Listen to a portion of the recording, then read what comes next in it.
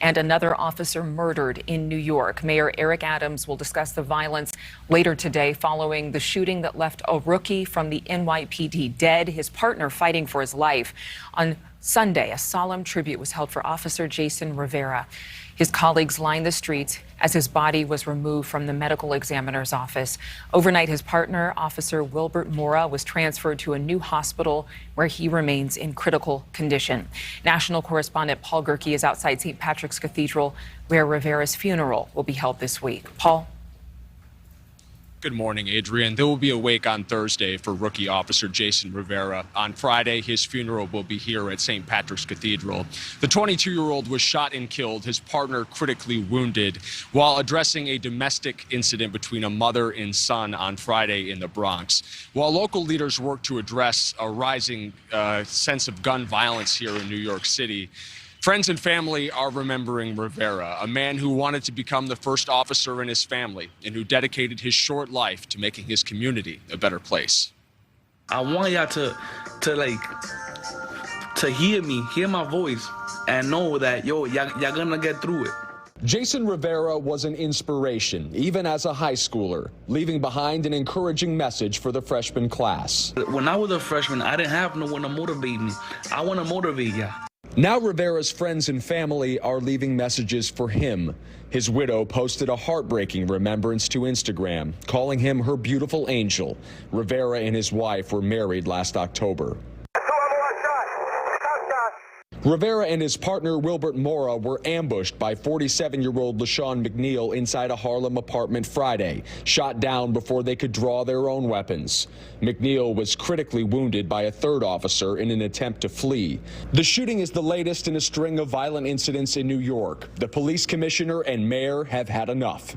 We have 4 times this month rushed to the scene of NYPD officers shot by violent criminals in possession of deadly, illegal guns. The unification of fighting this battle goes beyond the debate and rhetoric. It is time for us to save our city. Police say the gun used in the shooting, a .45 caliber Glock with a high-capacity magazine, was stolen in Baltimore in 2017.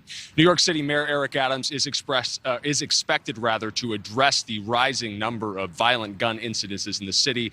He's talking to the press at 2 o'clock today. Adrian. You know, Mayor Adams is under significant pressure, of course, to reduce crime, maybe even more pressure than some because he's a retired police officer himself. But considering the recent wave of violence that we've seen in New York, in just the past few weeks, a woman pushed in front of a moving subway train, a baby shot by a stray bullet in the Bronx, a teenage Burger King employee killed in a robbery, and then this is the 4th NYPD officer shot in as many days. What is within Adams' power in terms of affecting real change here? This is something Adams has been working on since he was campaigning. If you remember, he was campaigning on trying to bring down violence in New York City, especially gun violence. He does have a plan. It's called Blueprint for Safety. He's going to start unveiling some of the elements of that plan today. It involves bringing back a plainclothes officers unit, which is a very controversial thing here in New York.